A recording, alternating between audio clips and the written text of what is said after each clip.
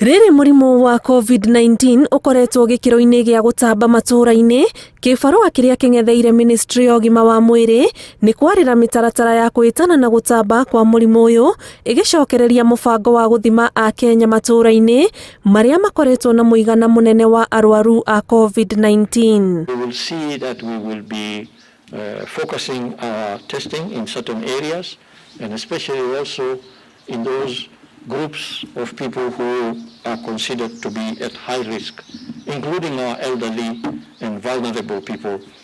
We shall be focusing testing in those areas. At the same time, there is some level of testing that also occurs when we have institutional cases that are reported within institutions.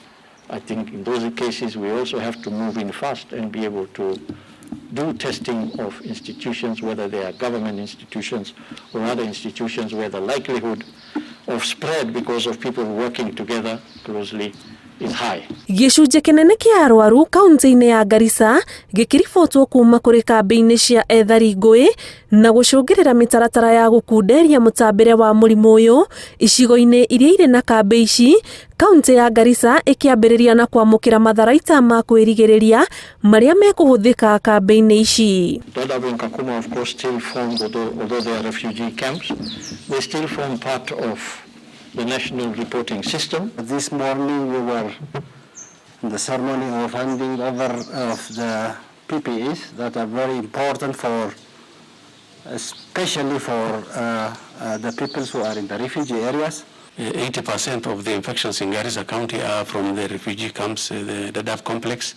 So this help and of PPEs is going to go a long way in the prevention of further infections in our camps. Harĩ ithimi 419 iria ithimitwo ihinda-inĩ rĩa mathaa 24 arwaru a COVID-19 mongererekete na arwaru 271 na gũkinyĩria andũ 30,626 arĩa marĩ na COVID-19 bũrũri-inĩ, andũ angĩ 5 magĩtorio nĩ mũrimũ ũyũ na gũkinyĩria mũigana wa arĩa makuĩte 487. 208 patients have recovered from the disease.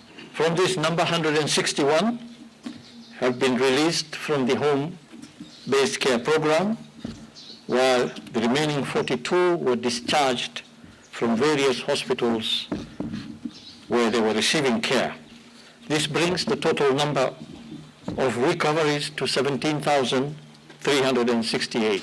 Akenya no mararirikanio gũthiĩ na mbere kũrũmĩrĩra mawatho marĩa magathĩkĩtwo nĩ Ministry ya ũgima wa mwĩrĩ rĩrĩa ataaramu a kĩmabũrũri marĩ mĩhang'o-inĩ ya gũcaria kĩhonia kĩa mũrimũ ũyũ.